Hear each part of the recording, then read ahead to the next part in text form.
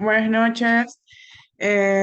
Vamos a hablar sobre el taller de las diapositivas de las técnicas de evaluación. Las integrantes son Jennifer Giler, Alvarado Isabel, Núñez Daniela, Jiménez Amada y mi persona, Cedeño Lady.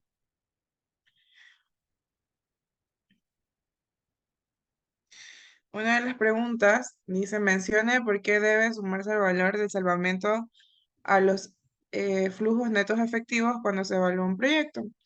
Porque es necesario, ya que si el proyecto es rentable, es necesario sumarle ese valor de rescate, ya que se evalúa el flujo del valor de salvamento de la maquinaria y ese valor es necesario para determinar si se continúa o no el proyecto. Sobre la 4, por favor. Bien.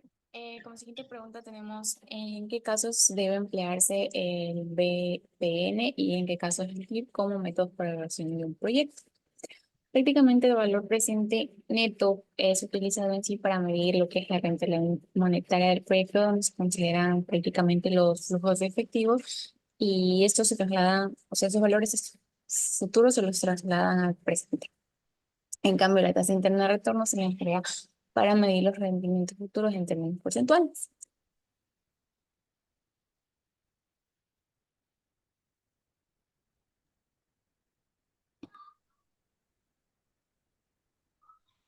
Ya, por otra parte, la nota 7 nos menciona que por qué es válido que algunas razones financieras se obtengan sin tomar en cuenta el valor del dinero a través del tiempo.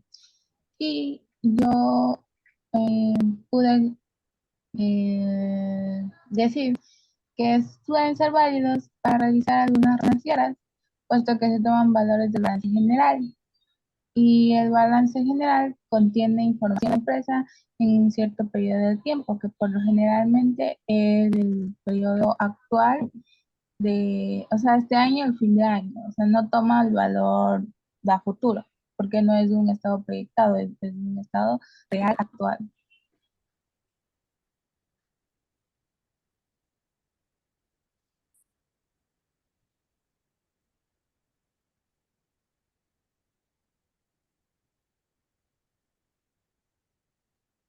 Basándonos en la pregunta 8, ya, nos mencionas que por qué es erróneo calcular el rendimiento sobre la inversión por medio de las razones financieras.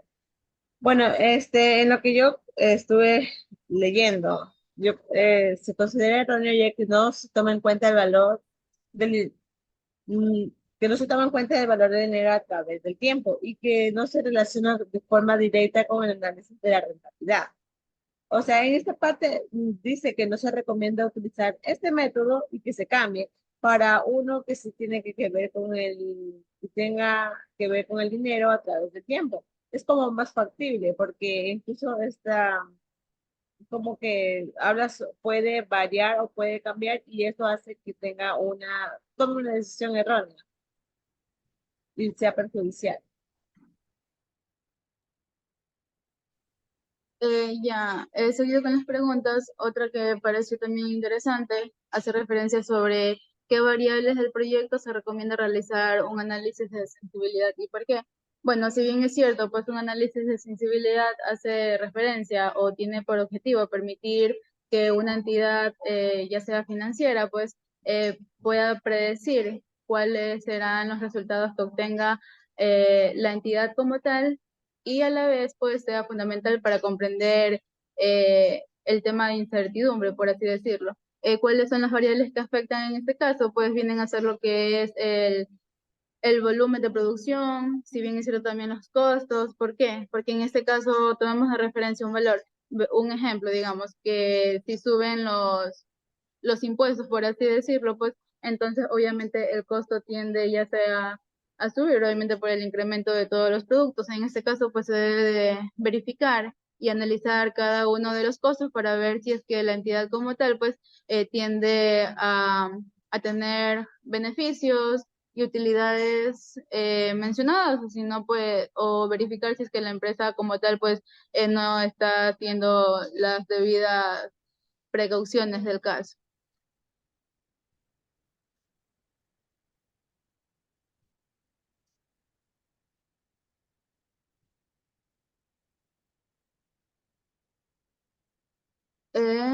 Otra pregunta es acerca sobre qué se diferencia. ¿Le puedes subir un poquito, por favor?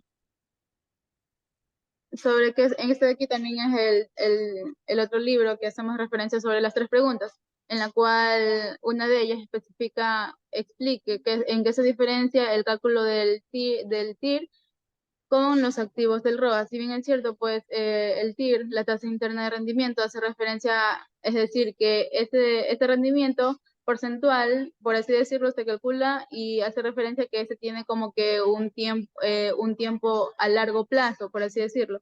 En cambio, el ROA, pues prácticamente es el retorno sobre los activos, ese se realiza a corto plazo, es decir, tiene un tiempo determinado y específico para realizar la posible inversión que se vaya a obtener en la entidad como tal.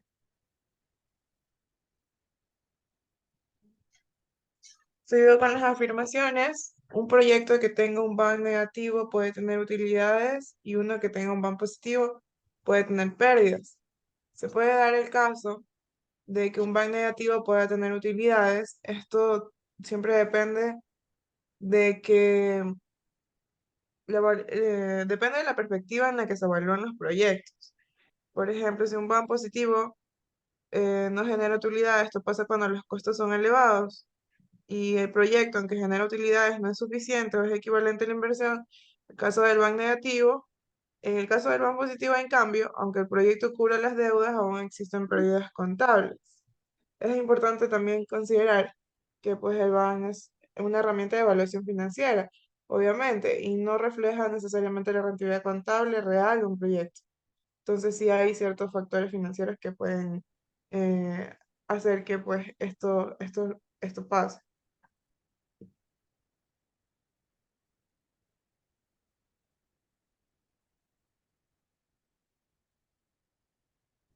Ya como otra afirmación tenemos sobre el criterio de la tasa interna de retorno. Sirve para optar entre proyectos mutuamente excluyentes que tienen una inversión inicial. Prácticamente el criterio de la tasa interna de retorno indica qué tan favorable es el proyecto ante los costos de capital. En esta parte se debe tener en cuenta que el proyecto debe tener una tasa de retorno más alta que los costos de capital para que de esa manera se pueda recuperar lo invertido y generar una ganancia. Puesto que si los costos de capital son más elevados que la tasa de interna de retorno, pues prácticamente el proyecto se rechazará y es más conveniente que la tasa interna de retorno sea mayor que los costos de capitales para así el proyecto sea efectivo.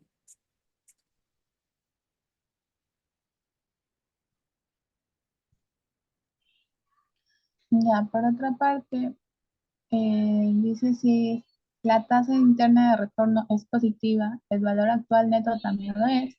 Yo pude analizar que no, puesto que si el BAN se compone de los flujos de efectivo considerando el TIR y la inversión, en este caso, pongamos un ejemplo, si el TIR es positivo y los flujos son negativos, nos va a dar un negativo.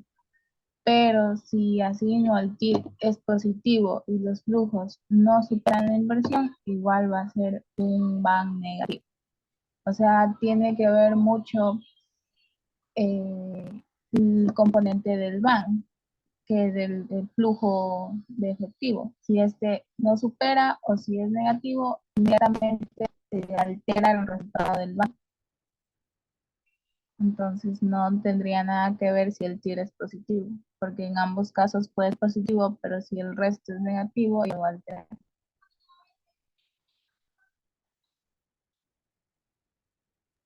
Ya. Una de las afirmaciones también que me parece interesante, se habla sobre si se baja la tasa de interés, subirá el peso promedio de los novillos que se verán al matadero.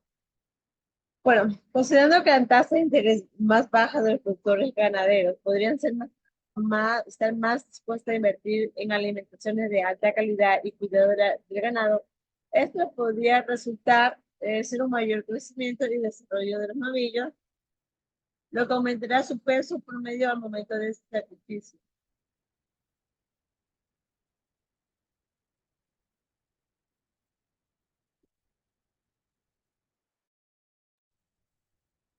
Otra afirmación también importante es que hace referencia sobre todo proyecto que entrega un flujo negativo debe ser rechazado. Pues si bien es cierto, pues cabe recalcar que un proyecto no, que sea de flujo negativo no es tan crucial en la entidad como tal, pero si nos ponemos a pensar en, por ejemplo, digamos que nosotros tengamos un proyecto y que ya lo tengamos en marcha, pero si es que nosotros ya lo tengamos preestablecido, digamos que al principio obviamente los flujos de efectivo como tal, pues obviamente van a prevalecer negativos. ¿Por qué?